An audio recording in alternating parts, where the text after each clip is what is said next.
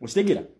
kati ye Museveni asobola okusasula empapula zino n'abagamba okay munkubira ekintu era olupapula luno Guardian w'olusoma lusooka ne lukwaga nti basooka ne babyegaana ekyo nakibakolera ku live n'enkibalaga then wetumala live eyo ate enkeera era ne bakulaga nti ate diru bagiyingidde naye ani ya representing America mweye endagaano gweno Guardian ekulaga nti ono yage Marco Rubio ye Minister wa State for Foreign Affairs wa United States of America kitegeeza ki yabadde alina okuba ne Minister wa State wa Uganda wa Foreign Affairs oba omuntu yena alina okurepresentinga ki okurepresentinga America mwene endagaano nesi side emuntu yakoze endagaano yayo ate ne jana ekugamba Uganda etuse ku ndagaano ne America yaba deportees ne Rwanda ne yetega ku Rwanda ne kugamba nti bagenda jiwa 250 deportees babaletewa mu Rwanda ukitegera ekintu ekyo so foreign policies zino bannange togendera ku muntu kikyakugambye ensonga lwaki nkugambye nti mwenna aba reporting ambadde nsaba mutuwe report eyo report bagituwe ukitegera report eno wogisoma nkugambye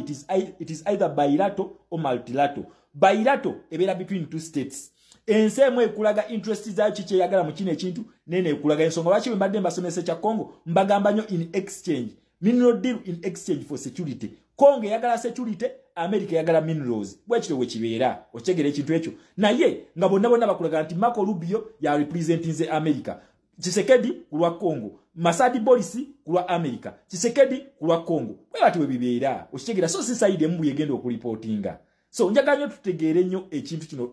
foreign policies zino time wenaaba etuuse ebintu bino nga babiconfirminze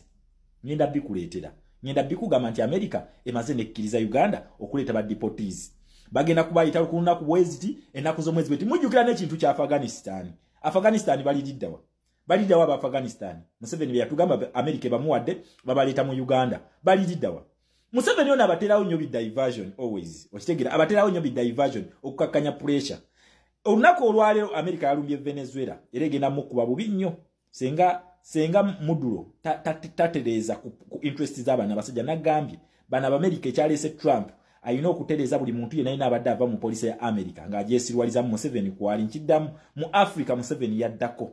tebakulimba Museveni ne Kagame be baddako America eri mu East African region yawo wetereza weri babanza bagobe Congo bulungi kakati Rwanda basindise abahutu bazeeyo then abahutu n'abato bazeeyo Rwanda mu Uganda tugenda mu kalulu ka America either Museveni ayina okakkiriza oba sikekyo violating human rights mu kalulu akubwe nga muna Uganda osituse ekyo kinavuga polisi y'abano wekolera kati bino Museveni abikola okumalamu amaanyi then n'ensonga endala erumbiza Venezuela zezikateo drug cartel ng'olunaku olwairo mu Uganda America ine ekibaluwa kibakuntumi ku second right hand man wa Muhoozi Kainerugaba gwe bayita Katungi nga America emwetaaga okitegera emwetaaga kulwa drug cartel onabadde international drug and arms dealer kyabaddeko oyo Katungi okitegera ekintu ekyo kati balumbye Venezuela ne bu group buno bumu babadde supplying ne Venezuela gyebuli okitegera gyebuli kati olunaku olwairo Museveni ayagala kubikka kiri Muhoozi Kainerugaba bamwetaaga okuyita Katungi okwata Katungi si kya Katungi kya Muhoozi ate Muhoozi alina okuwayo Katungi mwezi gumu yamugobye mu piraawo twagala kumanya biddako temutta Katungi okubuzawo obujulizi temutta Katungi kati ye Museveni ekintu kyali mukukola ali mu kusiriwaza nega na mawulire go egabera gakola reporting ekintu kino kwotegeera nti si kituufu always obeeterayo defense kati Guardian nkugambye wa reporting ze na reportinga na kutwala ku CBN ye kugambye ga munkubo ate anekumala nekulaga nti ekiyinza okulemesa ekintu kino ye gross human rights violations ezigenda maaso mu Uganda ekintu wekitewe kiri okitegera ekintu ekyo wekinabeera confirmed nabagambye nze Minister of Foreign Affairs mu Uganda addako togenda kumisinga kyonna oba kirungi oba kibi nga kirina engeri ki affectinga struggle yaffe positively or negatively nze ngenda kikuwa bere ng'okimanyi twetegekere kubanga wona amanya amazima kyekigenda okukola ki naye tuve ku bantu ba breaking news gino emitwe gino obanga toli muntu mwegendereza nnyo osobola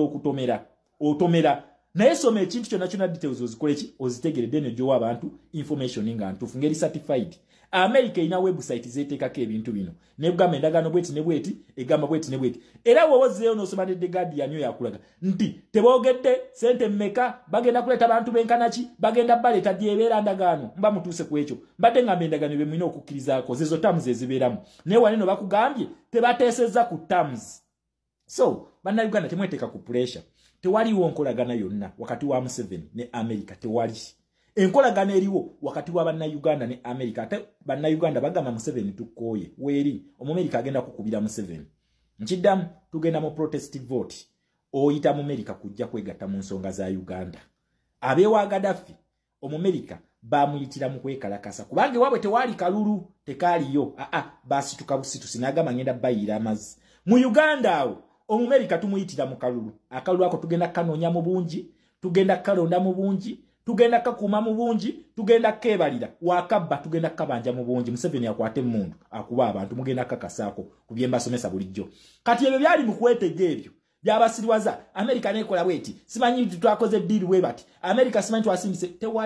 tewali nga n'omwaka oguwedde nga n'omwezi oguwedde batukubye sanctions zagenda mu BRICS bazitukubye Museveni yakamala okusayininga deal n'Amerika eri wafe $250 million nabagambye iyo deal nayo Museveni asiriwaza China ereta banja lyayo kuliteeka mu public such that government eno webegudde bazitubanje mustegere ekintu ekyo bye byakoze nabiteeka mu mawulire ebyo China byeri mukola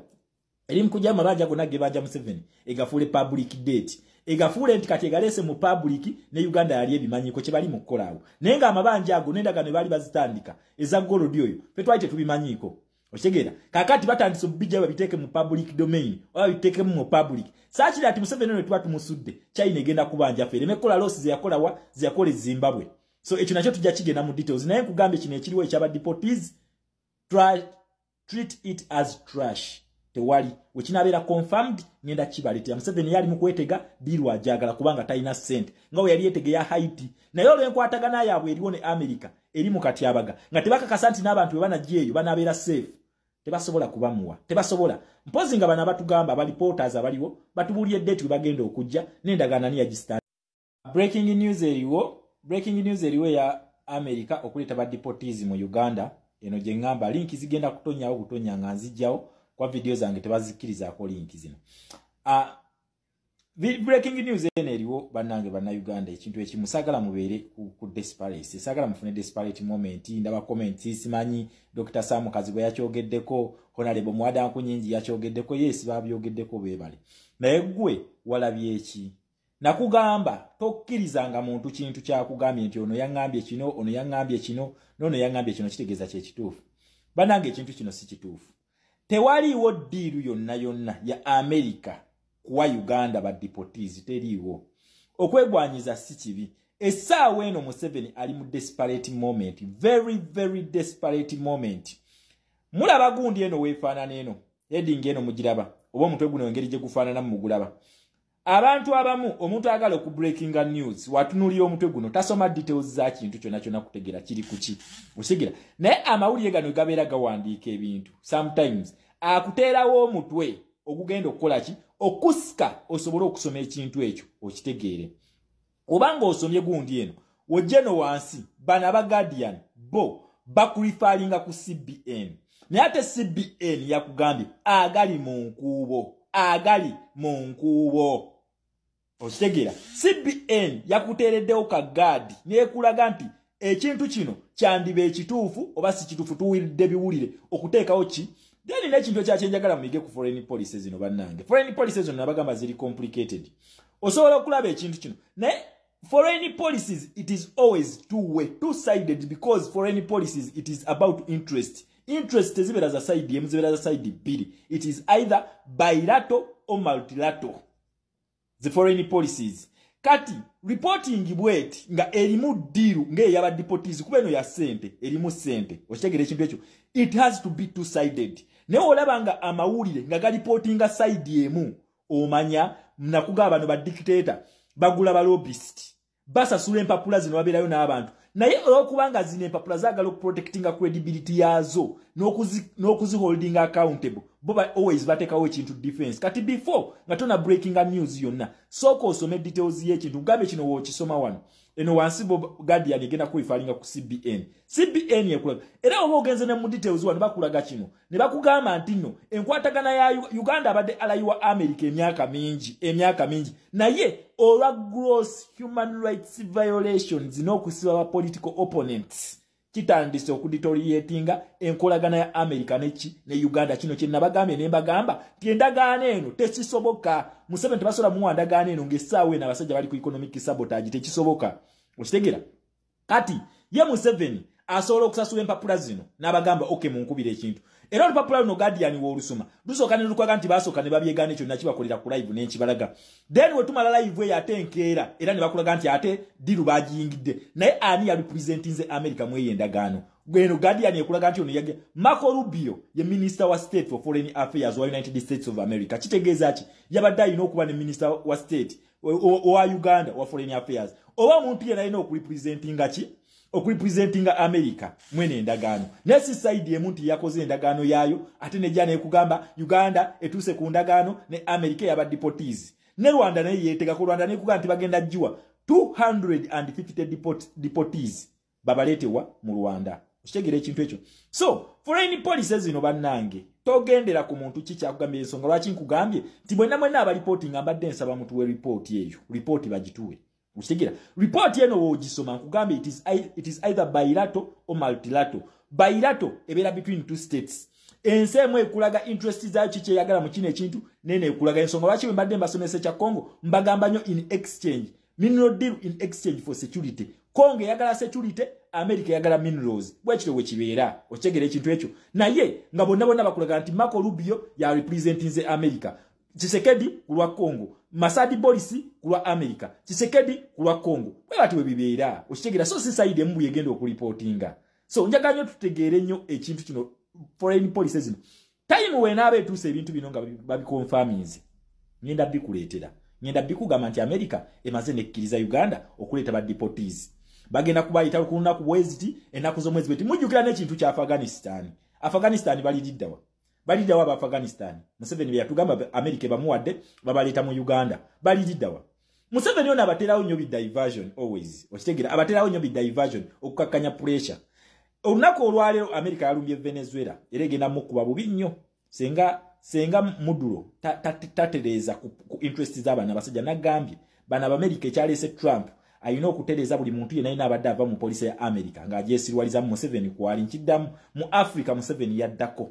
tebakulimba Museveni ne Kagame bebaddako America eri mu East African region yawo wetereza weri babanzo bagobe Congo bulungi kakati Rwanda basindise abahutu bazeeyo then abahutu n'abato bazeeyo Rwanda mu Uganda tugenda mu kalulu ka America aidha Museveni ayina okakkiriza oba sikyekyo violating human rights mu kalulu akuwe nga muna Uganda osituse ekyo kinavuga polisi y'abano wekolera kati bino Museveni abikola okumala mu manyi then n'ensonga endala erumbiza Venezuela zezikateo drug cartel ng'olunaku olwairo mu Uganda America ine ekibaluwa kibakuntumi ku second right hand man wa Muhoozi Kainerugaba gwe bayita Katungi nga America emwetaaga. Okitegera emwetaaga kulwa drug cartel onabadde international drug and arms dealer kyabaddeko oyo Katungi. Okitegera ekintu ekyo kati balumbye Venezuela ne bu group buno bumu babadde supplying ne Venezuela gyebuli. Okitegera gyebuli kati oludako olwairo Museveni ayagala kubikka kiri Muhoozi Kainerugaba bamwetaaga okuyita Katungi okwata Katungi si kya Katungi kya Muhoozi ate Muhoozi alina okuwayo Katungi mwezi gumu yamugobye mu piraawo twagala kumanya biddako temutta Katungi okubuzaawo obujulizi temutta Katungi kati ye Museveni ekintu kyali mu kukola ali mu kusiriwaza nega na mawulire go gabeera gakola reporting ekintu kino kwotegeera nti si kituufu always obeeterayo defense kati Guardian nkugambye wa reporting na reportinga na kutwala ku CBN ye kugambye ga munkubo ate anekumala nekulaga nti ekiyinza okulemesa ekintu kino ye gross human rights violations ezigenda maaso mu Uganda ekintu wekitewe kiri okitegera ekintu ekyo wekinabeera confirmed nabagambye nze Minister of Foreign Affairs mu Uganda addako togenda kumisinga kyonna oba kirungi oba kibi nga kirina engeri kya affectinga struggle yaffe positively or negatively nze ngenda kikuwa bere ng'okimanyi twetegekere kubanga wona amanya amazima kyekigenda okukola ki naye tuve ku bantu ba breaking news gino emitwe gino banga toli muntu mwegendereza nnyo osobola okutomera naye soma ekintu kyonna kyonna details ozikole ki ozitegeredde ne gyowa abantu information nga ntuufu ngeri certified. America ina website zeteekako ebintu bino nebugamba endagaano bweti ne bweti egamba bweti ne bweti era wowozeeyo n'osoma ne The Guardian yo yakulaga nti teboogedde sente mmeka bagenda kuleeta bantu benkanaki bagenda baleeta dyebeera ndagaano mba mutuuse ku ekyo mbadde ngamba endagaano bye mulina okukkirizaako zezo terms ezibeeramu naye waneno bakugambye tebateesezza ku terms. So bannayuganda temweteeka ku pressure. Tewaliwo nkolagana yonna wakati wa Museveni ne America tewali. Enkolagana eriwo wakati wa bannayuganda ne America ate bannayuganda bagamba Museveni tukooye weeri Omumerika agenda kukubira Museveni. Nkiddamu tugenda mu protest vote oyita mu America kujja kwegatta mu nsonga za Uganda. Abeewa Gaddafi Omumerika bamuyitira mu kwekalakasa kubanga waabwe tewali kalulu tekaaliyo basi tukabusitu sinagamba ngenda bayira amazzi mu Uganda awo Omumerika tumuyitira mu kalulu akalulu ako tugenda kanoonya mu bungi tugenda kalonda mu bungi tugenda kakuuma mu bungi tugenda kebalira wakabba tugenda kabanja mu bungi Museveni akwate mundu akuba abantu mugenda kakasaako kubyemba somesa bulijjo.